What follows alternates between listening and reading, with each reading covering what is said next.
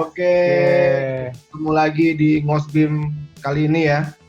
Masih dalam masa PSBB. PSBB. Akhir kapan katanya minggu depan. Oke, kali ini kita kedatangan tamu siapa Om Kemal? Wow, ini tamu istimewa nih. Ini siapa lagi? legend. Salah satu legend. Legendnya Rapid. Ini awal Legendnya Rapid. Kalau nggak tahu beliau, lu nggak sah main. Aduh. Itu udah. Kalau lu belum belajar Rapid, belum beli bukunya dia, nggak sah nih. Betul. Murtad. Oke. Iya. Kenalan diri Om, dengan siapa nih? Halo. Di sini saya Greg Gegana. Yes, Om Greg. Gimana? Bisa Gimana, kenalin diri? Baik. Bisa kenalin diri. Ya. Apa ya? Kenalin Buat diri. yang belum kenal nih. Iya, buat yang belum kenal. Saya banyaknya ngajar sih di kampus di UPH. Terus praktisi juga di BIM. Juga sebagai trainer Autodesk di training center Autodesk. Gitu. Oke. Mantap. Gue ketemu sama Om Greg nih sebenarnya di UI. Waktu itu bareng ketemu sama Ihsan. Jerman. Serius? Ya, serius. Ketemu di JI kan lagi ada itu dia. Iya. Kan kapan ya? Waktu ingat yang waktu si Ihsan jadi yang ngegawangin maket di bawah di lantai dasar. Oh, Iksan. Ihsan. Iya. Ihsan Jerman. Iya, tahu. Iya, kan gue ketemu lu pertama kali di situ, bro. Lupa. Itu pasaran mau. Nggak dihafalin pasaran. Lupa dia di lantai 1 ya. Ayo Om Kemal, mulai pertanyaan. Iya. Oke, mungkin gini Om, bisa coba diceritain awal mula bersinggungan dengan BIM itu seperti apa sih ceritanya? Seperti biasa lah, kan semua narasumber biasanya gitu. Biasanya kan nggak mungkin tiba-tiba langsung kecemplung gitu kan.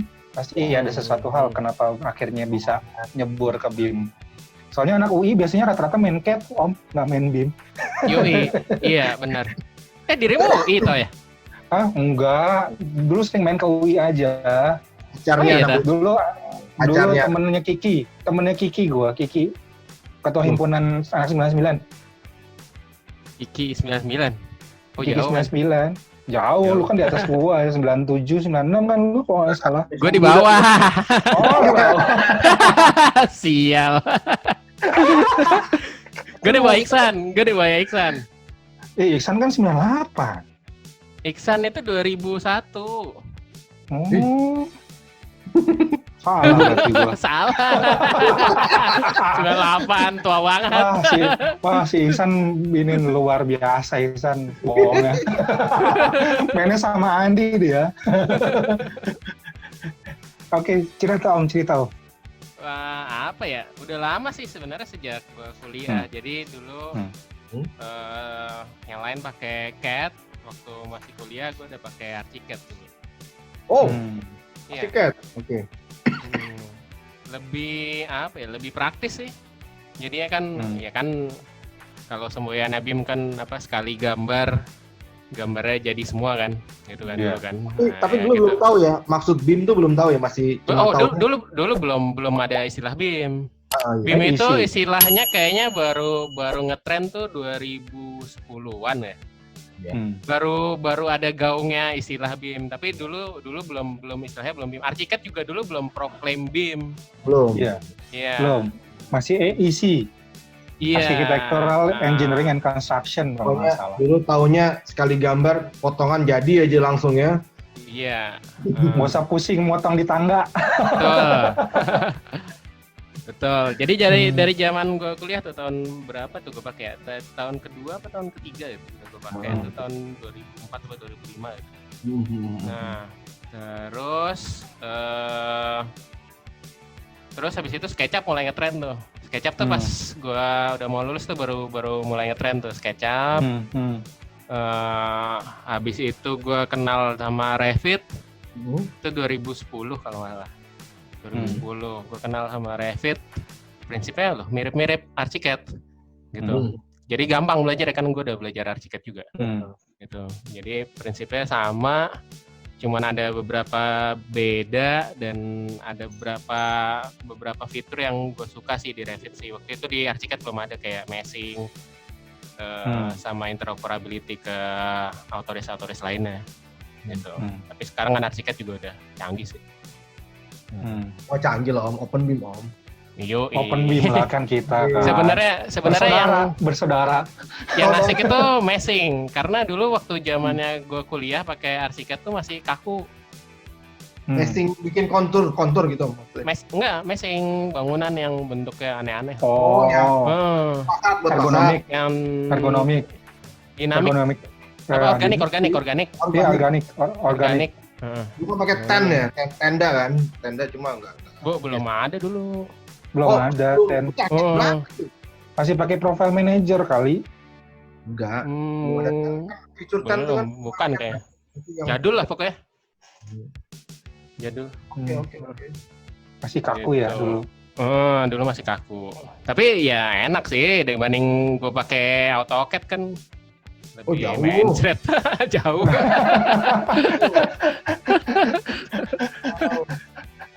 Nggak bisa nongkrong di kantek lama-lama ya kalau misalnya pakai CAD ya. Nah gitu. Nah dulu itu gue yang ngajarin Archicad dulu di UI. Nah lalu setelah jatuh cinta sama Revit nih, bisa keterusan sama Revit nih gimana ceritanya Om? Jadi gue akan serius nih di sini gitu. Kita gimana tuh bisa kayak gitu? Sampai akhirnya menghasilkan banyak buku gitu kan? Wow. Gimana ceritanya tuh? Dewanya nih di Indonesia gitu. Waduh. Apa ya? Dulu juga ya gini sih. Kalau kuliah kan kita nyemplungnya tugas kuliah tuh. Ya kan dipaksa pakai buat tugas kan. Ya lebih enak kalau setelah lulus kemarin nyobain buat sayembara. Pertamanya sayembara sih. Sayembara tuh paling enak buat nyobain karena nothing tulus. Ya kan. Kalau menang dapat hadiah nggak menang juga nggak tahu juga sih. Jadi nyobain tools itu paling enak sayembara pertama. Ya. Terus apa ya? Ya udah jadi keterusan aja. Enak. Terus gue juga kuliah keluar di luar juga banyak yang pakai Revit, ya udah terusan lah sampai sekarang. Karena sudah nyaman ya, jadi buat terusin gitu. Tapi nggak jadi keinginan membranding diri Om Greg tuh jadi kalau nggak Revit tuh pasti Om Greg gitu kan, biasa gitu. Apaan tuh? Maksudnya gimana kan? Anak-anak sekarang terus kan pasti kalau nanya Revit ujung-ujungnya Om Greg. Anak muda terus gue sih serius. Jadi kalau misalnya lu beli bukunya aja, sekarang udah ada kok di Android gitu-gitu kan. Masih nyarinya Om Greg. Kalau buat ya awal-awal mau kena Revit tuh pasti kenapa bisa jadi gitu? Maksudnya apa keinginan mendasar dari Om Greg gitu pertamanya gitu loh. Triggernya apa gitu? Nah, bikin buku sih waktu itu pertamanya gara-gara sebenarnya mau buat training. Di training center kan gue udah gabung ke training center Autodesk. Nah, dari situ kita para trainer emang ada planning untuk bikin buku. Cuman akhirnya nggak dipakai buat trainingnya. Jadi kita buat sendiri aja. Sekaligus sebenarnya enaknya adalah dengan nulis itu jadi punya catatan. Sebenarnya itu catatan pribadi gue juga gitu loh. Sebenarnya. Jadi kan pribadi diperjualbelikan lah ya. Iya.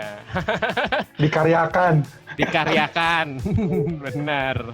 Logbooknya dikaryakan, jadi akhirnya bekerja sendiri dia. Yoi. Gitu. Okay. Buku terbarunya apa nih Om Greg nih? Yang terbaru kalau nggak salah baru launching bukunya ya kalau nggak salah. Baru update yang 2021 kemarin, banyak fitur baru buat precast. Kasih linknya aja, kita tampilin di sini nanti di Postbim. Iya. Nanti masukin di chat aja linknya. Oke. Aja. Kan gua capture ini. Kasih aja. Kasih aja nanti. Nanti bisa ditulis di buat YouTube. kita berdua gratis lah satu-satu ya. Plus tanda tangan tentunya. Plus tanda tangan. Nggak boleh nggak ada tanda tangan. Tangan ya. Foto bareng dong, foto bareng. Oh, Nah, yoi. kebetulan ada temen tuh yang nyetakin di Bandung, si Om Fauzan tuh. Oh. Iya, Oh, Jan. nyetak dia. Nah, Oh, ini gitu. gue tulis di chat ya. Oke, siap. Oh, nyetak dia. Iya, jadi nyetaknya di Bandung. Dia ada kenalan lah sama cetakan di Bandung, terus dia nyetakin. Terus gue masukin juga di Google Book. Nah, yang di Google Book tuh enak tuh sebenarnya, karena kemarin gue update tuh yang udah beli di Google Book juga update. Gitu. Oh. Tapi digital, nggak cetak kan. Tapi bisa diekspor PDF kan ya kalau dari Google Book biasanya? Nggak bisa. Mesti baca di Google Play. Baca di Google Play. Oh, pakai nakal Om, jangan.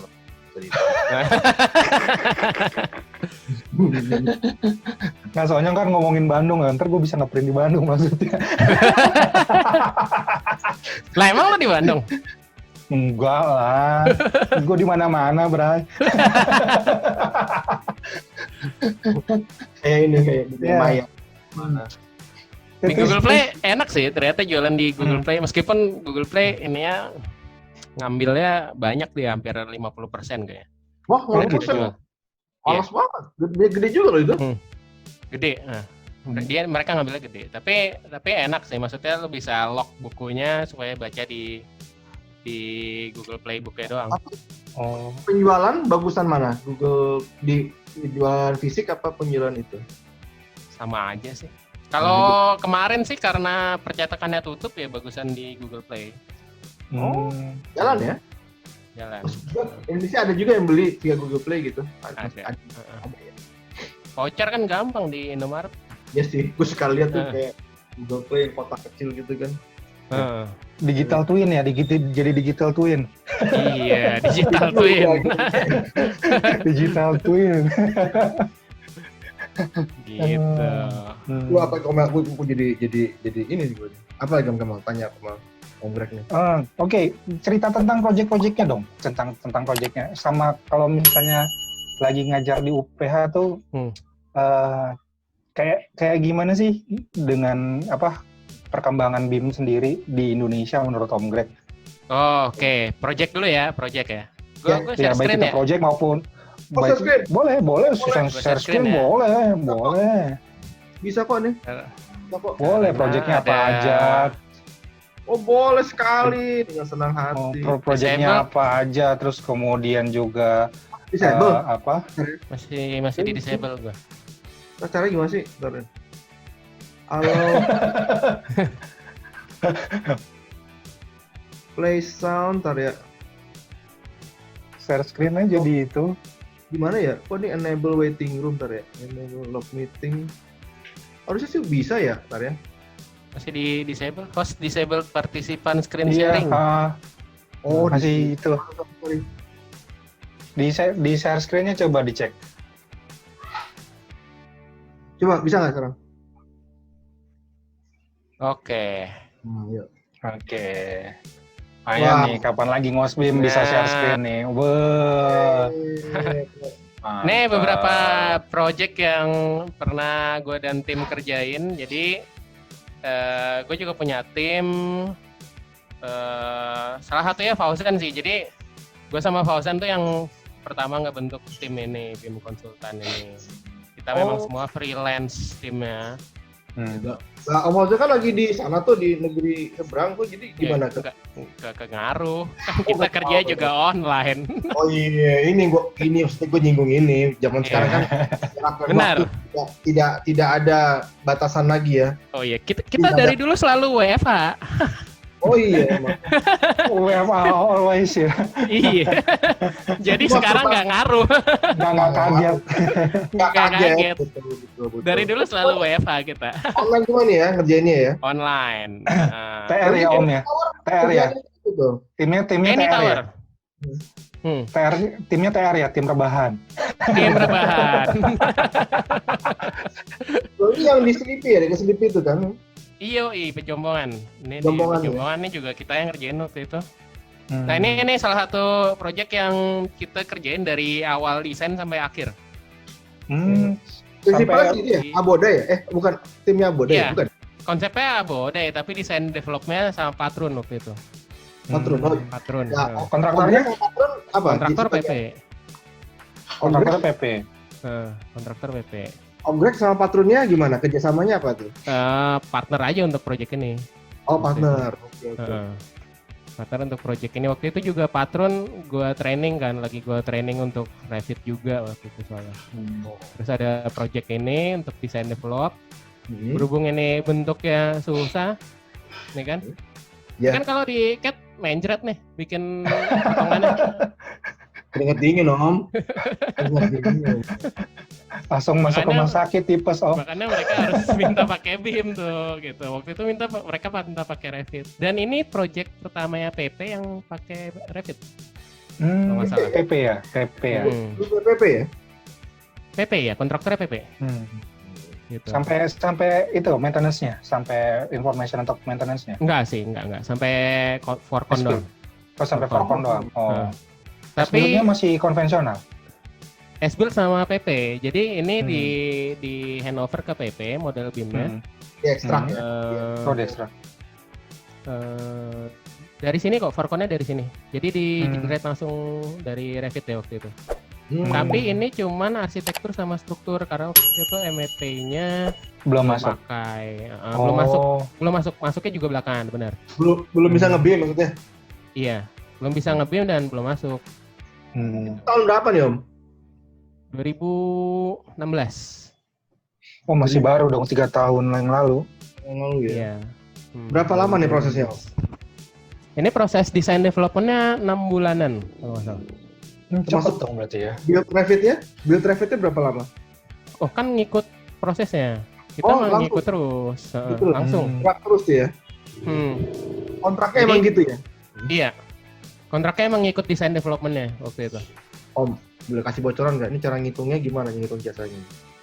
Waduh, cara ngitung paling gampang per meter persegi. Nah, ngitung F-nya gimana tuh? Kan desain development biasanya ngitung. Ini kan pasti banyak banyak revisi dan sebagainya nih. Nah, ini cara ngitung ya nggak? Aduh, salah ngitung. Nah, itu gimana caranya? Tipsnya gimana? Nah, itu menarik. Ini waktu itu salah satu proyek pertama kita juga soalnya waktu itu juga buat pembelajaran kita. Salah ngitung juga nih? Salah ngitung juga jasanya? Sejujurnya iya. Overcost. Okay. Nah, gimana ceritanya? Jadi kita sekarang kasih ketentuan itu revisi gede berapa kali. Karena ini kan kita soalnya ngikut proses desain ya. Jadi kan kalau selama proses desain tuh revisi tuh banyak tuh pasti kan. Nah itu kan ikutin arsitek kan lumayan capek tuh kayak gini-gini nih. Bener, kan dia ada tahapan-tahapan desain yang biasanya dikunci tuh. Biasanya skematik berapa gimana, terus di desain development gimana, terus sampai buat forecon gimana. Nah itu sekarang kita kasih ketentuan revisi di tiap tahapan itu seberapa besar, berapa persen lah revisinya di tiap tahapan. Nah kalau misalnya mau lebih itu kita charge lagi. Gitu. Tapi itu kan tetap meter persegi. Itu kan meter persegi.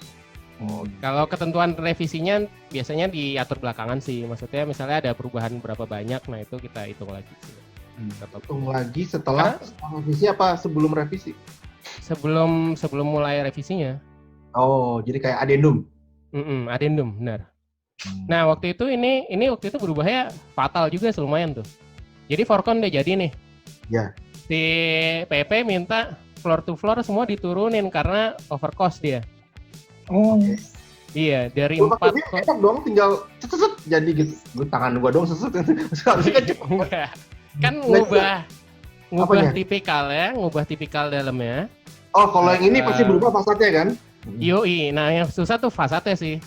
Nah itu dia. Berubah fasadnya. Supaya biar tampil tetap tampil proporsional kan, nggak berubah dari awal kan? Benar. Gitu. Tapi harusnya kalau pakai dynamo oke lah. Dulu belum zaman dynamo, men. belum zaman ya. Belum zaman dynamo. Ini Pokoknya waktu itu, tapi gampang sih kita. Nah ini juga jadi trik modeling kita sebenarnya. Jadi gimana cara kita nge-manage modelnya ini supaya kalau ada perubahan kita ngubahnya enak. Gitu. Karena waktu itu dia minta turun. Jadi ini tiap tower ini kan ada 33 lantai nih. Ya. Nah, floor to floor ini dia minta turun dari 4,4 jadi 4,3. Ya, kecil kan? Senti doang. Astagfirullahaladzim. Iya. Tapi efeknya banyak.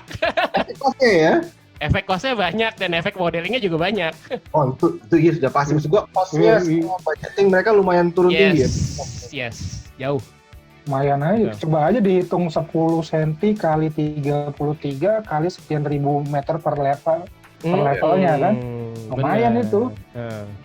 Banget. Nah, trik modelingnya waktu itu kita pecah satu dari ini pemecahan filenya nih. Ada fasad sendiri. Ini karena yang paling rumit. Ya. Ini towernya sendiri. Ini podiumnya sendiri. Terus kita bikin grup. Jadi tipikalnya itu kita grupin. Jadi ada struktur tipikal, interior tipikal, core tipikal, itu kita bikin grup. Jadi waktu itu kita tinggal hapus semua kopiannya, kita sisain satu, kita ubah floor to floor-nya, copy lagi ke atas lagi, balikin lagi. Prinsip game bersama sih, jadi membuat semua yang sama satu biji, tinggal di copy kalau satu rupa. Tapi pembelajaran dari sini Om, maksudnya benar-benar nge-BIM tuh ngebantu ya, buat kayak gini-gini ya? Banget, ngebantu banget. Iya. Apalagi waktu itu potongannya minta banyak, ada 26 potongan kalau nggak salah. Ini santai dong dengan BIM dong. Iyalah, gampang. Tapi tinggal tarik garis potongan aja. Nah, yang waktu itu ngefek sebenarnya ini buat fabrikasinya justru. Fasad. Siapa yang ngerjain? Fabrikator fasad. Indalek bukan? Bukan. Aduh, kok lupa ya. Waktu itu gue yang diminta ngawas juga soalnya. Hunter Douglas, bukan? Pabriknya di Bekasi. Di Kerawang sih itu pabriknya. Lokal. Bukan Indalek ya? Bukan. Lupa. Ikutan ngawas. Double dong kosnya. Oh iya, ngawas beda lagi dong. Ngawas beda lagi. Jadi gini. Buat yang masih baru nih Om, kasih tahu. Jadi kan gambar tuh efeknya banyak ke depannya kan gitu. Benar. Gitu jadi aja. Karena dia buat di fabrikasi kan nih fasadnya semua beda-beda nih kacanya nih. Dan dia pakainya waktu itu unitize. Unitize itu dia satu panel sama frame-nya. Itu langsung jadi. Nah, yang susah tuh yang di bagian edges-yang kayak gini nih. Ya, karena nih panelnya ada yang ditekuk. Panelnya ada yang dilipat. Potong jeruk gini kan. Bagus sih. Iya. Ini kalau hujan gimana Om? Aman, makanya pakai unitize di mereka. Kalau dia pakai stick mullion bocor. Yang bagian tekukan ini nih. Gitu. Iya sih. Nah, si fabrikator fasadnya mesti take off dari model fasadnya ini. Gitu satu-satu. Gue sih yang menarik di gedung gue kan sering lewat nih. Ini di pinggirnya ada LED gede banget ya Om ya? Iya nih, di sini nih, sebelah sini. Itu emang desainnya emang gitu? Emang gitu desainnya. Waktu itu diputusin terakhir sih karena sempat mau enggak ganti-ganti. Ya, belum dipasang juga. Belum dapat kontraktor untuk itunya, sewa LED-nya kan. Itu kan itu kan duit juga. Bayar itu ada pajaknya masalahnya. Enggak, bukan. Biasanya ada yang numpang, jadi sewa. Jadi unsur untuk pajak itu ntar ada kontraktornya lagi. Iya, jadi kayak kontraktor kontraktor banner. Kayak banner kan pajaknya sendiri bro, itu yang Iya, bukan ditanggung sama yang punya gedung. Jadi dia istilahnya sewa tempat. Iya. Asik nih Om Greg. Ini kalau ini nanya lagi nih ya kan biar yang masih baru-baru nih tahu. Jadi kalau misalnya membangun semua ini dengan BIM, secara cost internal tuh sama hasil yang didapatkan perbandingannya gimana Om?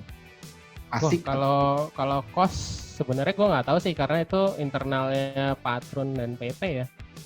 Bukan jadi dari Om aja, dari produksi gambar dan sebagainya. Ini kan ada yang bilang, oh BIM tuh mahal, itu kan dari namanya orang kan.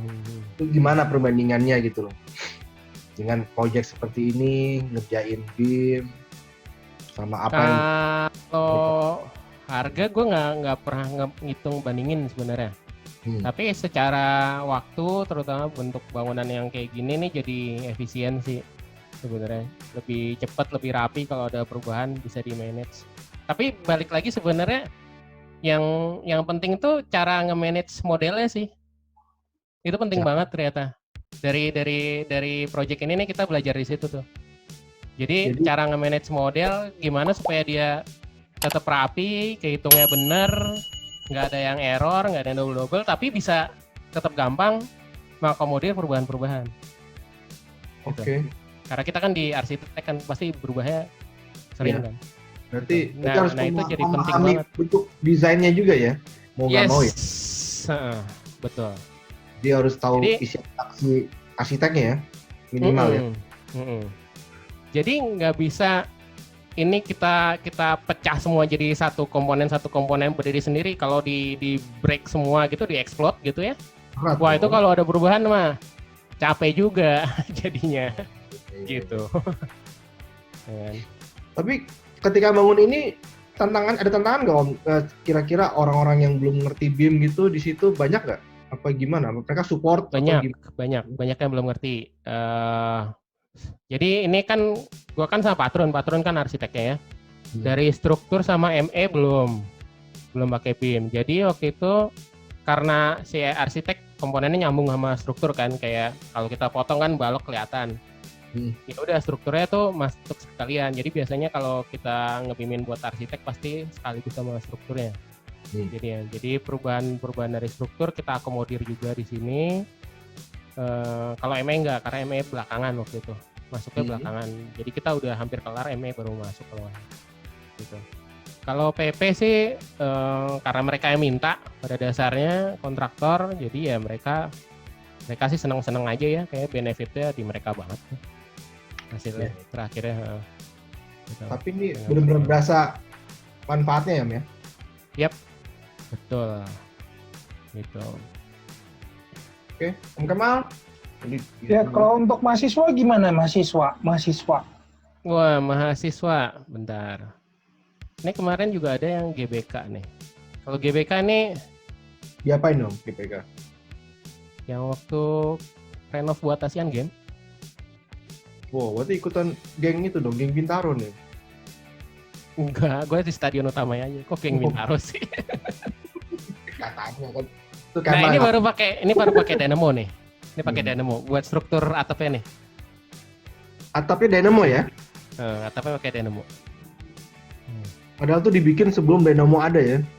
Mantap. Udah, Dynamo udah ada ini. Ini 2017. Gua building ini dibikin sebelum ada Dynamo. Oh iya. Masih udah ada Dynamo Kiev, udah ada zamannya Uni Soviet kan.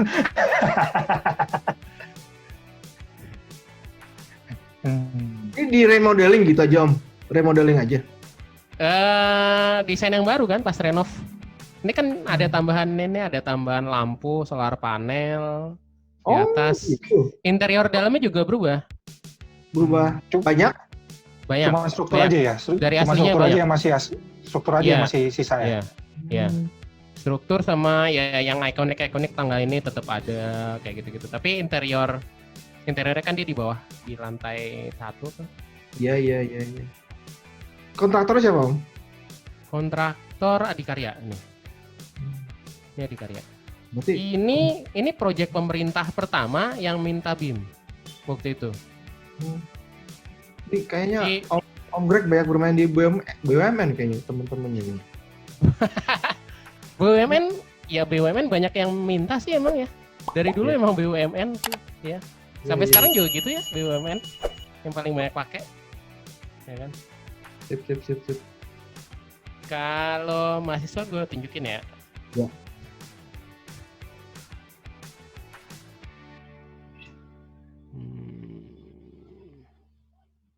Bentar, gue stop share dulu. Lagi sibuk apa nih Om Greg? Lagi biasa kuliah online, buku baru selesai. Kuliah kan tetap jalan. Jalan ya.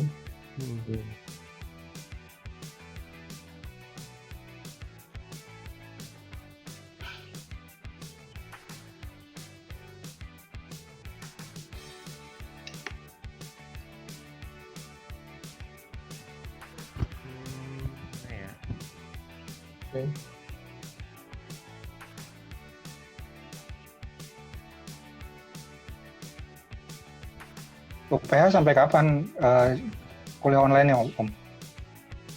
Jauh ini sampai Agustus ini. Oh sampai Agustus. Sampai akhir Juli, akhir Juli. Terus belum tahu selanjutnya. Semester baru udah dimulai? Masih semester pendek. Semester pendek.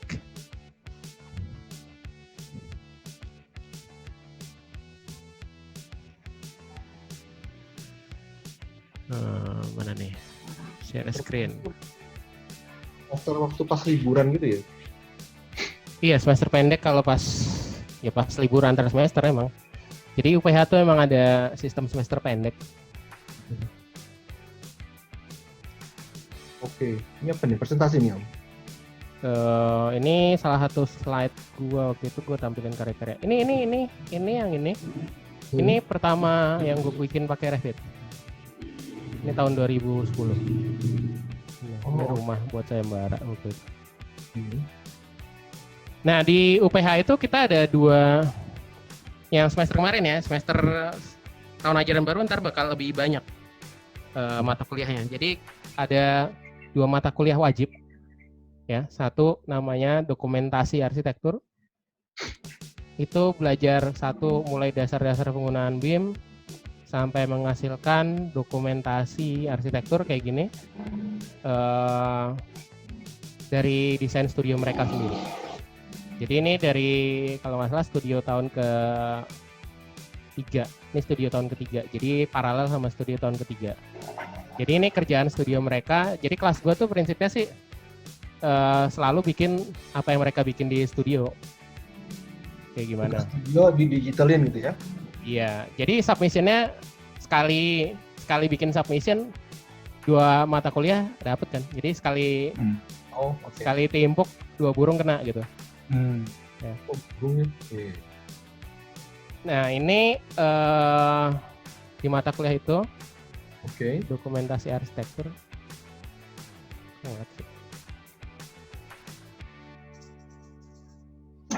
Nah ini hasilnya. Ini salah satu yang paling bagus nih. Dari segi desain maupun aplikasi BIM-nya dia rapi semuanya. Dokumentasinya rapi, visualisasinya keren. Ini tahun 2016 maksudnya? Ini angkatan 2016. Angkatan 2016 tahun ke-3 ya, berarti ini tahun 2019. Sekarang udah berarti udah tugas akhir. Sorry. Iya, sekarang udah tugas akhir. Iya, 2019. 2018 2019. Nah, terus sebenarnya gue udah ngajar dari 2015. Nah, mata kuliah lain? Ini mata kuliah satu lagi di UPH. Nah, mata kuliah satu lagi itu kita lebih banyak eksploratif aplikasi-aplikasi lain yang terkait. Jadi itu nyambung misalnya. Jadi di semester ganjilnya dokumentasi, terus di semester genapnya ini ada mata kuliah namanya simulasi. Ya. Nah, si simulasi ini juga salah satu mata kuliah yang baru sebenarnya. Jadi kita eksplorasi berbagai kemungkinan lah. Waktu itu sempat kita bikin topik virtual reality. Jadi dari Revit kita bikin pakai Unity waktu itu buat pameran, bikin VR. Terus GIS ini topik yang tahun lalu ada GIS karena topik studio waktu itu tentang kota. Jadi kita support gimana integrasi si GIS pakai infraworld ke Revit. Ya, ini aplikasinya untuk master planning waktu itu. Nah, tugasnya kelompok waktu itu. Terus fotogrametri. Oh iya, bukan 3D ya, bikin objek. Iya. Fotogrametri kemarin juga ada kuliah tamu dari Faro semester yang semester kemarin, baru aja semester genap kemarin. Fotogrametri, 3D scanning, terus kita juga punya lab, ini kan lab untuk fabrikasi, jadi ini bisa di print, ini lucu banget. Dari muka temennya di scan, di print. Yang paling mirip dapat nilainya tinggi. Oh gitu, iya. Terus lagi kemarin ya. Berarti Om Greg nih lebih cenderung ke digitalisasi di mata kuliah, digitalisasi gitu ya? Iya. Iya, pokoknya mata kuliah digital lah. Oh gitu. Nah, itu berupa mata kuliah wajib apa pilihan, Om? Wajib. Oh, ini wajib ya? Masuk wajib. Dalam SKS wajib untuk kelulusan ya? Tapi itu mata kuliah itu termasuk baru apa sudah ada yang lama dimodifikasi apa gimana? Baru. Ini semua baru ya? Ini untuk prototyping waktu itu. Di 3D print. Ini bantu sih mereka sih. Gitu ya? Ya kan, buat maket. Ya kan. Dari itu ketertarikan mereka gimana, Om Greg? Mahasiswa ya? Macem-macem sih. Memang ada yang seneng banget kayak gini-ginian digital. Ya ada yang kurang lah. Ya itu ketertarikan mereka lah sebenarnya kan. Nggak bisa gua paksain juga gitu sebenarnya. Ini sebenarnya berasa kemarin pas di semester lalu, karena semester lalu kita mulai ini kan online learning kan soalnya kan. Oh oke. Nah itu berasa banget. Jadi studio ini studio nih, kerjaan studio nih. Semester lalu kerja studio juga kelompok. Jadi satu desain bangunan itu berempat. Karena bangunannya gede, kayak apa ya? Kayak super block gitu, berempat. Terus sistemnya juga kan jadi online, jadi nggak ada market. Jadi secara digital, bagaimana mereka kerjasamanya, ngebagi tadi manajemen model itu jadi penting, gimana ngebagi tugasnya, terus ngegabunginnya dan seterusnya. Nah itu berasanya di situ sih. Oh itu, jadi benar-benar sudah diterapin mindset untuk kerja secara kolaborasi ya? Karena yang semester lalu memang kolaborasi dan pas kita semua jadi harus online learning. Jadinya. Nah hasilnya gimana Om? Cukup. Hasilnya oke sih. Ini gue nggak ada foto ya sih kebetulan. Ada di website. Berarti UPH termasuk ini ya, termasuk terdepan masalah kayak gini-gininya juga ya? Iya. Kita memang dikenal seperti itu sih. Apalagi kita punya lab 3D printing kan, banyak mesin. CNC juga ada. Kayak gini-gini, ini angkatan 2012 nih. Waktu itu gue yang pegang di tahun 2015. Jadi ini dari desainnya mereka di Revit, mereka prototype, 3D print, sampai itu dijadiin beneran buat pameran. Itu bahannya apa itu kayak anyaman bambu ya? Rotan. Oh rotan. Kos nih, lumayan kos ini. Waktu itu udah ada sponsor sih. Ada sponsor. Dan kerennya lagi sponsor fabrikasinya itu kan kita mau membuat pameran waktu itu ya. Iya. Sponsor fabrikatornya itu dia bisa ngebanding aluminium. Wah, mantap sih itu sponsornya. Mantap. Ini real, ini ada ya? Orangnya ada nih ya? Ya udah dibongkar kan, namanya juga temporer. Oh, sayang banget. Ini pameran tahun 2015 di Kota Tua. Sayang Kota banget. Tua mana? Kota Tua Jakarta Pusat? Iya, Jakarta. Iya. Sayang banget dibongkar ya, keren loh ini. Ya, namanya juga temporer lah. Iya sih. Jadi dibongkar kan. Lumayan nih bikinnya juga waktu juga nih. Iya, keren. Berarti Om Greg fokus banget ya di praktisi gini ya, di pendidikan ya. Serunya kita bisa nyobain macam-macam sih, maksudnya Iya sih. ada eksplorasi yang baru gitu loh. Kayak teknologi baru gitu yang mungkin kayak fotogrametri itu kan baru tuh sebenarnya kan. Ya kan. Nah, itu senang tuh mereka sama yang kayak gitu-gitu. Hal yang baru-baru. Iya, fotogrametri, terus kemudian scanning gitu ya, terus kemudian 3D printing. Emang aja kalau pacar baru ya seneng gitu kan. Hah? Pasar baru tutup bro, pasar baru. Nah ini buat VR waktu itu, ini kita buat pameran. Pameran. Ini tahun berapa nih ya pameran? 2018 kemarin. Pameran di Kemang. Kita pakai VR nih, kayak gini. Kita build untuk Android sama untuk apa nih yang Samsung punya Gear VR. Gear VR. Gear VR. Ya. Mantap juga. Ini ada challenge-nya tersendiri. Ini salah satu challenge yang paling susah sih VR sih, karena satu dia imersif sih pasti ya. Yang challenge-nya adalah interactivity-nya nih, bikin kayak gini-gini. Gimana supaya dia bisa interaktif. Bisa gerak material, pindah, ya kan? Ada informasinya. Itu satu. Nah yang kedua challenge-nya adalah lightness-nya. Dalam artian kalau ini di mobile, ini kan harus seringan mungkin kan? Iya. Jadi gimana supaya ini tetap ringan, tapi juga performanya bagus, ya kan? Tapi tetap informasinya lengkap. Iya, informasinya lengkap, bisa mobile, terus tapi juga nggak berat. Betul, gitu. Challenge-nya di situ sih. Ini salah satu materi yang paling challenging waktu itu. Dibanding yang fotogrametri ya, fotogrametri lebih gampang sih. Gitu. Oh, berarti itu berarti kalau gitu ringannya VR termasuk penilaian ya? Iya, harus bisa jalan. Kalau dia berat banget nggak jalan. Oh iya gitu. sih. Nggak bisa gerak. Begitu ngeheng. Ya. Terlalu berat.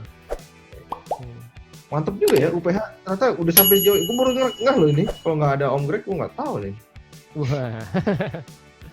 Lumayan juga. Mereka lumayan sadar teknologi gitu.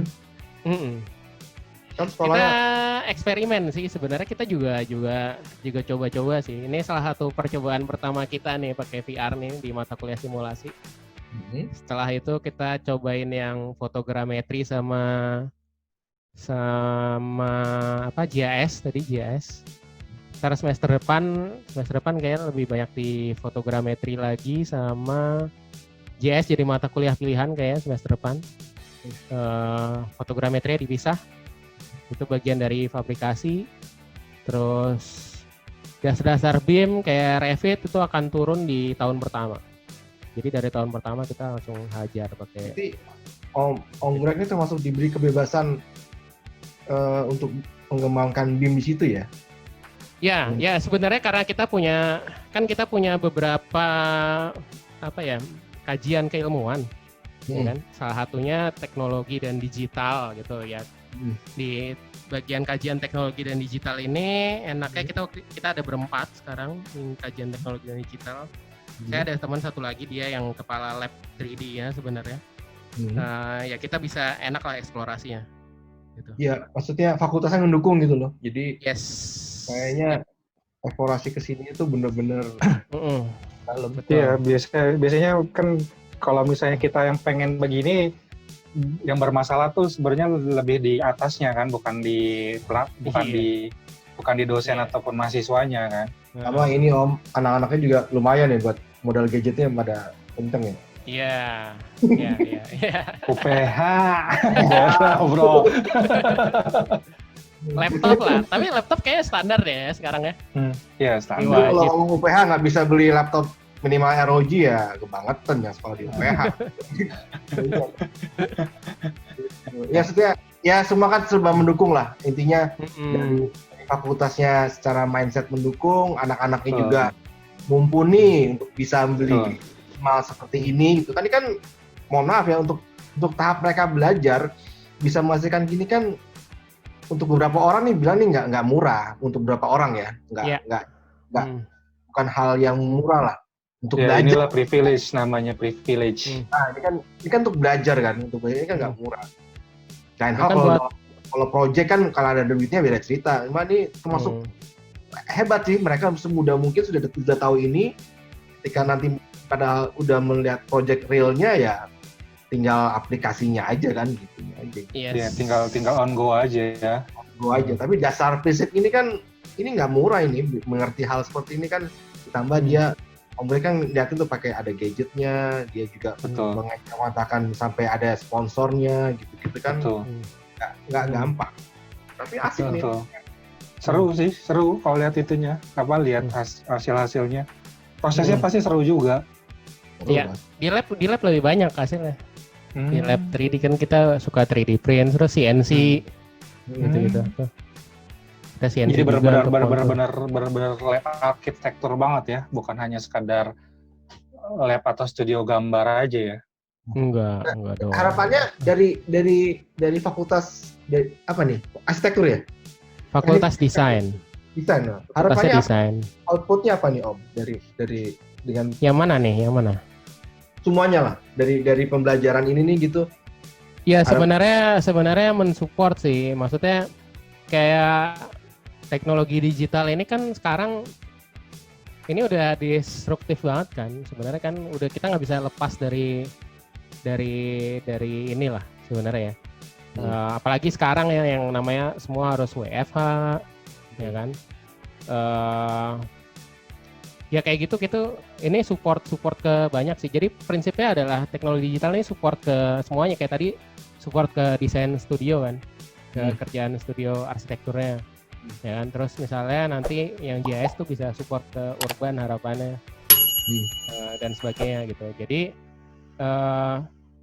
dari bagian kajian kita ada 4 bidang kajian sebenarnya, teori sejarah, terus urban, desain sama teknologi dan digital ini. Nah teknologi digital ini kita support ke 3 bidang kajian lain gitu. Jadi nggak salah lah nih UPH nge-hire Om Greg nih. Oh iya, makanya dipertahankan kayaknya memang jadi ujung tombak. Tapi kok sering main ke UI nggak apa nih nggak bentrok sama UPH-nya? Enggak, kan gue di UPH 3 hari. Oh gitu. Kalau UI kan alma mater ya gimana ya, mereka minta ya. Iya gua sih. Kasih lah. Panggilan ini ya. Panggilan jaket kuning. Panggilan jaket kuning benar. Gak bisa nolak gue kalau UI. Bisa nolak betul ya. Dipaksa gitu betul. Walaupun nggak ada, nggak bisa nolak juga ya.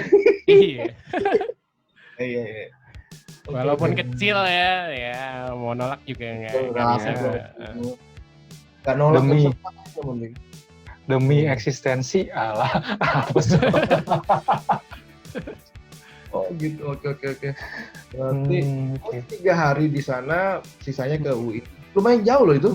UI sebenarnya tergantung kelas sih. Biasanya cuma seminggu sekali. Biasanya kalau itu prinsipnya beda, dia nggak integrate ke kurikulum kayak UPH ya. Pilihan ya?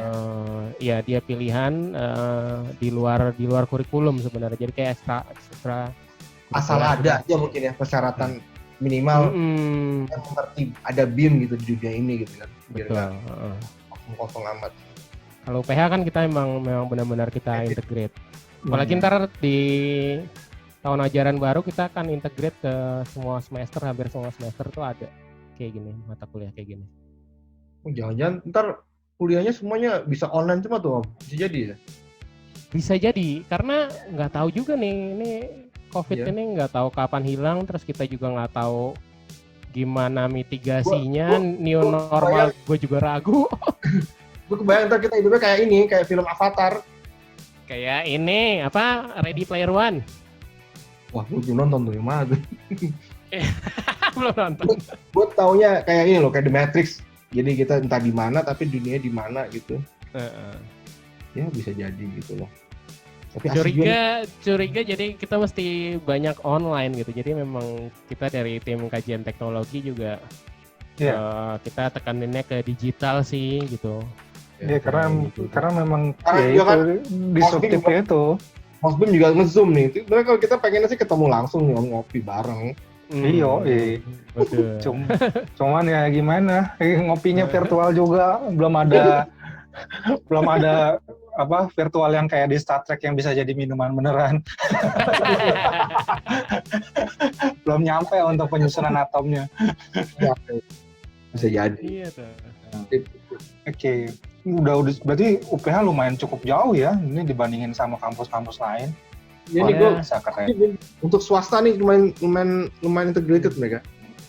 Iya. Dibandingin swasta yang lain ya. Iya, maksud gue itu. Apalagi di Ciumbelit.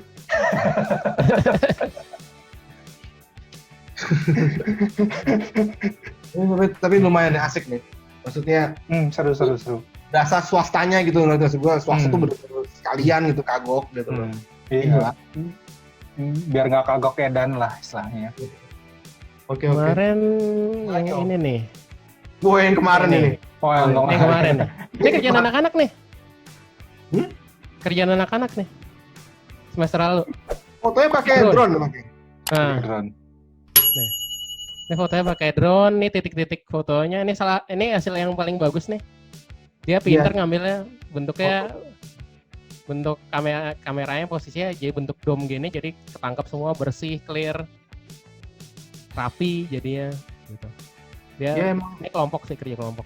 Ini kalau berarti udah nggak ada lagi survei capek-capekan becek-becekan di lapangan, nggak ada ya, pakai drone aja ya. Kalau kata Mas Aryo bilang yang akan hilang adalah surveyor. ganti jadi pilot drone dong. Oh, ya kan beda lagi, profesinya hilang walaupun ganti jadi pilot drone kan. Tinggal si surveyornya bisa ngendarain drone apa enggak kan gitu. Iya, itu dia. Surveyornya harus bisa ngendarain drone. Ini tinggal ngedrone aja, tinggal ngedrone pencet coordinated, pencet enter di iPad, gerak sendiri, motonya sendiri ya? Apa gimana nih? Fotonya manual ini manual sih, manual. Berarti jago. Jago ini. Kalau yang pakai deploy itu kan drone deploy aplikasinya yang bisa kayak gitu ya. Itu kan berbayar ya. Ya, kalau Enggak juga sih, ada yang free-nya kok. Free. Ada yang open source-nya kalau nggak salah. Oh iya. Itu kalau di GI juga biasanya disiapkan kok, ada yang versi asli bawaannya. Yang nggak ada, ini pakai DJI kok. Di Mavic. Ada. Kemarin di GI juga mereka pakai yang itu pas ketika untuk LiDAR itu mereka pakai yang software yang bawaan di GI-nya. Oh, kita nggak sampai ke LiDAR sih, Om. Enggak, bukan. Bukan carrier-nya kan. Carrier-nya kan di GI juga kan, carrier-nya maksudnya untuk cara fotonya menaruh koordinat buat motonya kan. Naruh koordinatnya, jadi dia titik-titik itu. Enggak, kita manual sih. Ini juga medannya lumayan sulit soalnya banyak pohon, ada kabel tiang listrik di atas. Tapi ya itu. Pakai Mavic ya? Ini pakai Spark. Pakai Spark. Pakai Spark. Bagus hasilnya. Emang harus gini lah, kalau punya modal dipraktekin jadi sesuatu hal yang bisa ini. Karena mereka integrate ke Revit begitu, karena mereka targetnya bikin desain instalasi kan. Oh. Ya. Point cloud masuk ke Revit, bikin. Ini waktu itu ke Revit sama ke Rhino sih waktu itu. Bikin instalasinya di fabrikasi soalnya, buat di fabrikasi. Jadi ini Om barangnya? Enggak, barangnya nggak jadi di fabrikasi karena COVID. Karena kalau nggak COVID jadi tuh ya? Rencananya mau buat Upaya Fest kan biasanya Agustus. Tadi ya desainnya mau dipakai buat di situ, cuman nggak jadi. Boleh Om, kalau ada cara-cara gitu undang kita, nanti kita liput Om. Iya, boleh. Ya, kita hasil nanti sambil ngobrol-ngobrol juga, bisa kita ngospin juga di sana. Ngobrol sama mahasiswa juga. Lu cari mahasiswa yang paling keren siapa? Yang paling jago maksudnya, bukan gitu ya, yang keren.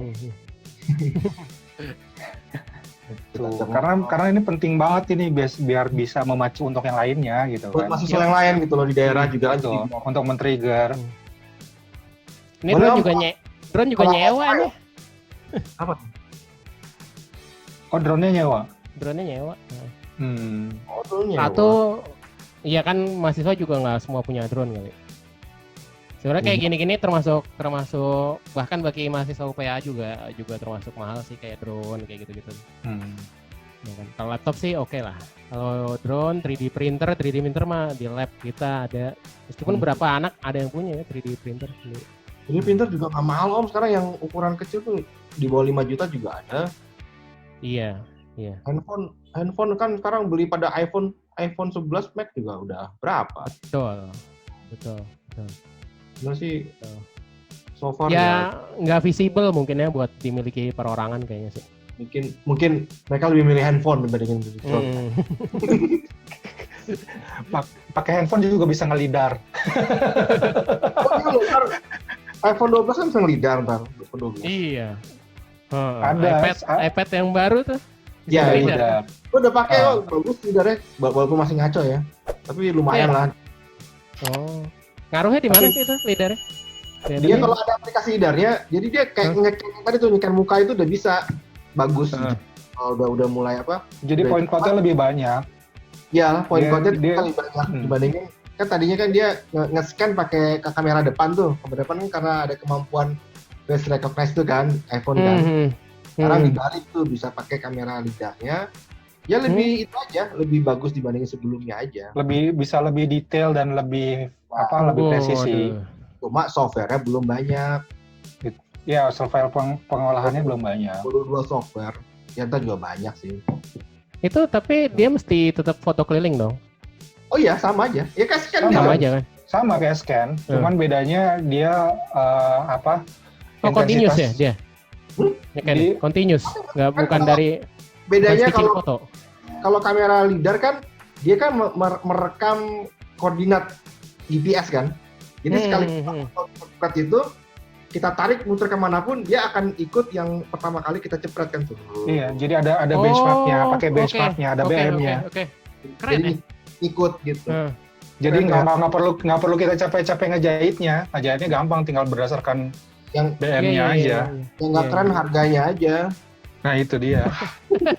Makanya itu kan dipakai buat autonomous mobil dan macam-macam, ya itu salah satu kegunaannya. Buat main game sih sebenarnya. Jadi kalau main game tuh jadi lebih itu. Cuma ya. Iya. Iya kan ujung-ujungnya buat main game kan, cuma bisa dipakai buat main game. Iya. Terus kemudian AR-nya juga akhirnya bisa juga untuk beberapa macam aplikasi yang sebenarnya nggak terlalu berkaitan sama BIM sih. Kalau di iPhone atau di iPad. Fotogrametri ini future lah, emang future nggak. Betul. Harus pelajari emang. Iya, karena nanti ada AR sama MR kan, augmented reality sama mixed reality-nya. Nanti akan beralih ke sana semuanya. Jadi ntar orang ke depan tuh foto-foto selfie tuh udah nggak foto yang 2D lagi. Foto selfie tuh puter gitu. Jadi gitu. Iya, orang kemudian seru.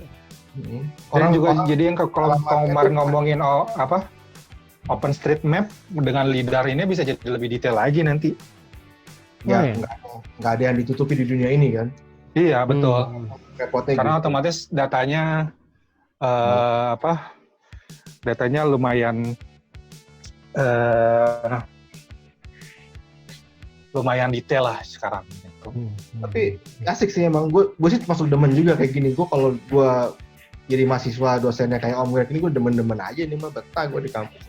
Gue mah nginep di kampus. Minta surat izin nginep gue. Jauh ini gimana Om Greg?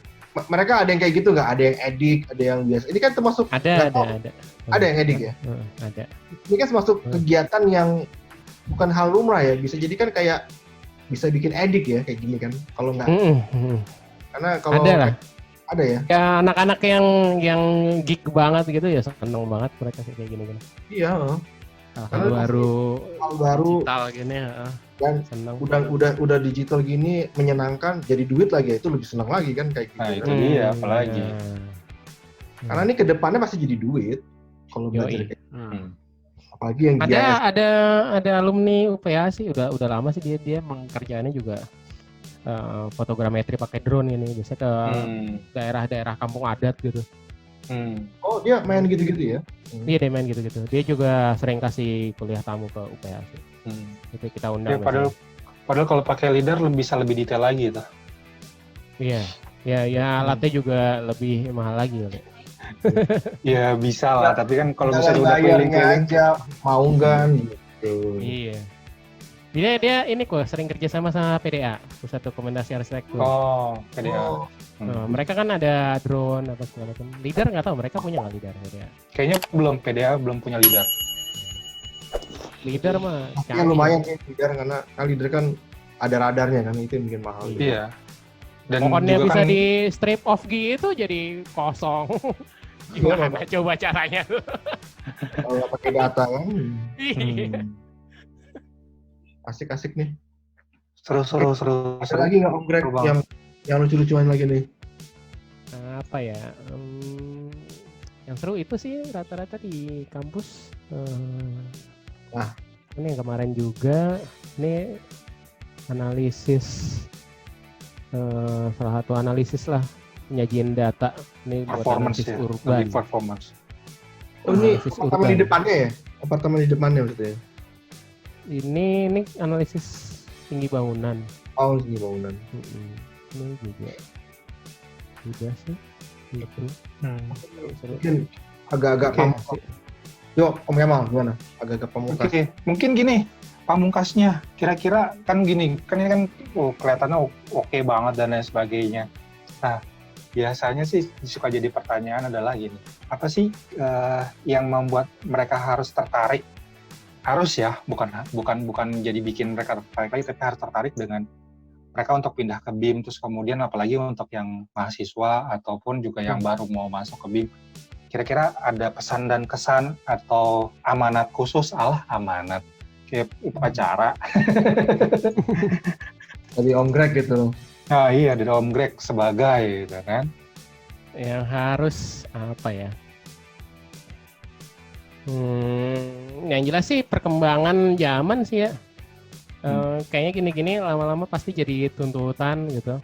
Satu dari segi tuntutan desain ya.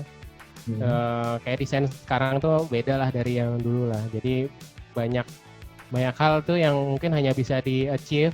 Misalnya kayak BNI tadi tuh contohnya. Ya. Itu gambar-gambarnya hanya bisa di-achieve pakai BIM kan. Kalau pakai CAD kan itu nggak bisa di-achieve.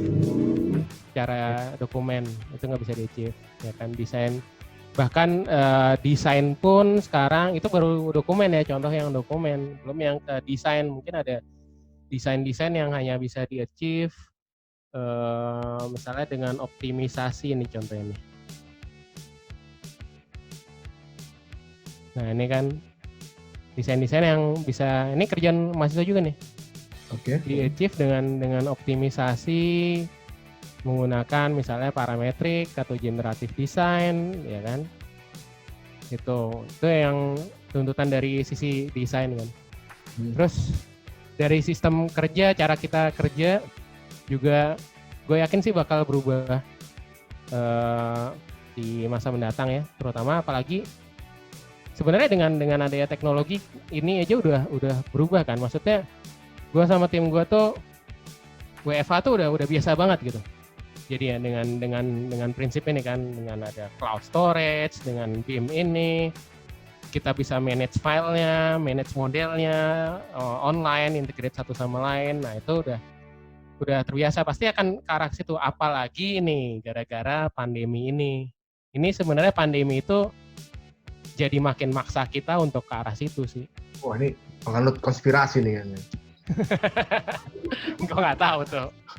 Remote worker. Kalau dulu mungkin dulu disebutnya bukan WFH tapi remote worker kan. Remote worker. Iya. Tapi kayaknya remote worker itu sudah jadi kayak kewajiban ya Om ya. Bukan lagi pilihan kedua setelah pekerjaan utama. Itu sudah kayak kewajiban. Iya. Sudah harus bisa apapun ceritanya. Mau konspirasi atau enggak, ini kayaknya emang kayak ada suasana untuk memaksa orang pindah ke cara kerja ini kali ya. Iya kan sih. Dipaksa kan, kita dipaksa untuk bekerja dengan cara seperti ini kan. Bahkan sebenarnya yang gue bilang sih, ntar pendidikan tuh bakal berubah sih. Bisa jadi gitu pendidikan. Karena gue udah ngalamin setengah semester kemarin tuh gimana kita kelas online, ya kan ngajarin BIM online, ya kan. asistensia online dan sebagainya gimana. Kalau berdasar mahasiswa, justru kalau hal-hal yang digital ini, ya, pelajaran-pelajaran digital ini buat mereka kelas online lebih enak jadinya. Karena mereka bisa langsung lihat di layar mereka. Lebih enak ya? Waduh. Iya, lebih mereka eksklusif. Lebih eksklusif. Iya. Oke. Dibanding di kelas.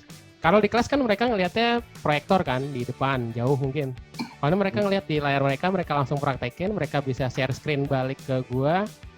Kalau ada masalah, gua bisa langsung kasih tahu di mana. Gitu. Oke. Ada keuntungan juga ya? Ada sisi positifnya juga. Ya, itu cerita mahasiswa sih ke gua. Gitu. Terutama untuk hal-hal yang digital kayak gini ya. Oke. Jadi kita bisa saling share screen aja gampang. Betul. Gitu. Walaupun sebenarnya di keadaan normal pun sebenarnya kita bisa sharing screen kan. Bener. Gitu kan. Jadi, cuman kita nggak dipaksa untuk sharing screen. Nggak dipaksa. Kalau sekarang kita semua dipaksa. Iya. Sama melototin layar kan. Kalau dulu kan ya udah tutup aja laptopnya kalau di kelas gitu kan. Padahal sebenarnya bisa juga sharing screen sekalian kan. Benar. Betul. Oke. Sip. Apa lagi? Ya mungkin itu sih. Itu. Oke, mantap. Cara kerja pasti berubah sih.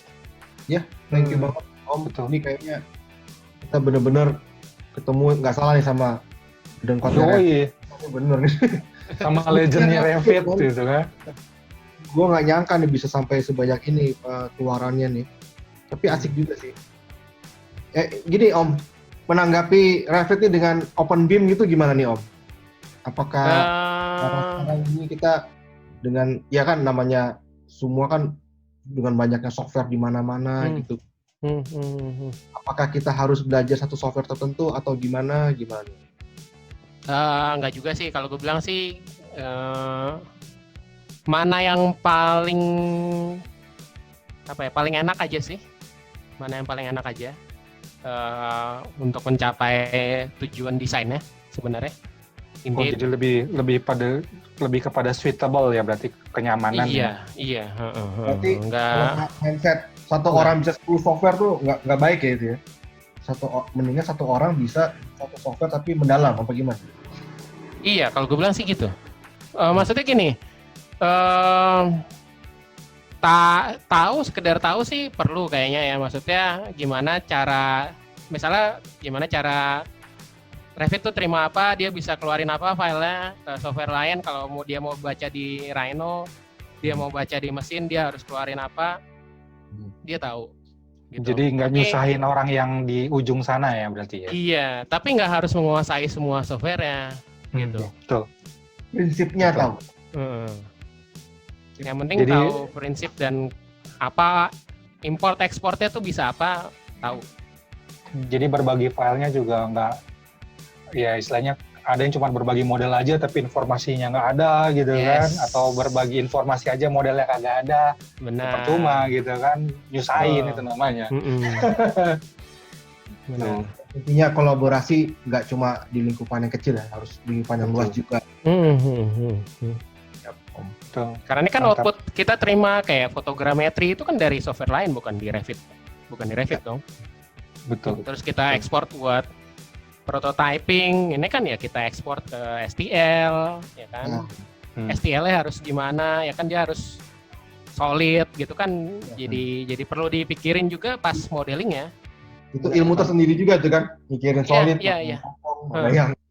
Ya managing model tadi yang gue tekanin biasanya sih managing model kayak gini. Ini kan apalagi kalau ini kan mereka bikin market ya 1:, sekian, ya kan.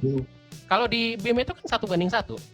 Kalau begitu objek itu dikecilin ke mesin 3D print misalnya ya, pasti ada informasi yang ke reduce jadinya.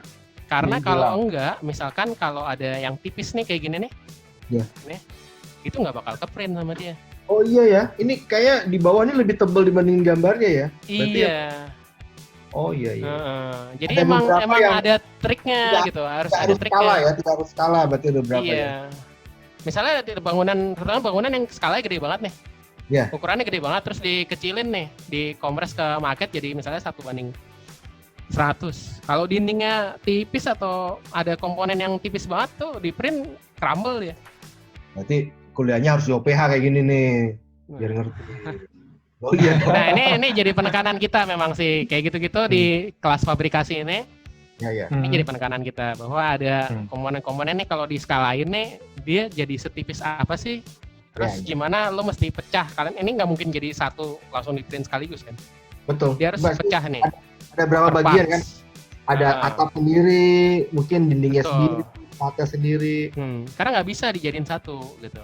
Iya. Nggak bakal bisa. Betul. Kayak tadi modelnya akan kayak kerupuk jadi ya. Iya, jadi apa reduce. Sama kebanyakan penyangga nih Om, dipecah-pecahin kan ada penyangga gitu kan jadi. Iya supportnya, belum lah supportnya lah gitu.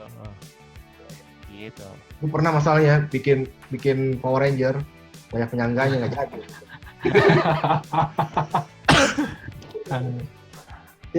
Itu satu trik lah. Itu emang kita tekenin juga di kampus sih.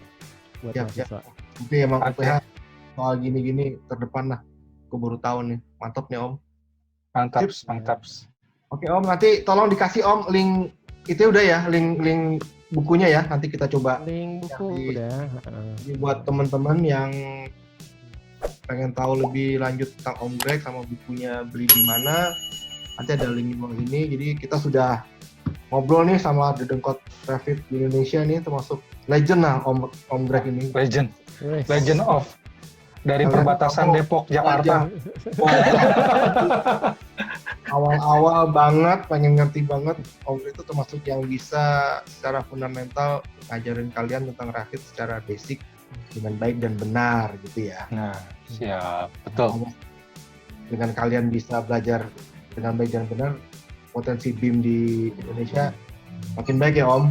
Makin sekarang betul. Mengerjakan juga makin baik ya. Di desain sama konstruksi Indonesia makin maju, harapan kita kan. Siap, betul. Siap. Lagi. Udah, mungkin itu aja. Oke, thank you banget nih. Kata-kata terakhir lagi apa? Ada kata-kata terakhir? Dari tadi terakhir mulu. Enggak. Ini kalimat penutup. Apaan? Nggak ada deh. Ya udah, kalau gitu see you next Ngosbim lagi ya. Thank you banget Om Greg. Nanti kalau ada acara offline, sama-sama. Ya Om Greg ya, kalau ada acara offline. Sip. Ya. Yuk. Thank you banget teman-teman. Thank you banget. Sampai ketemu next Ngosbim. Terima kasih.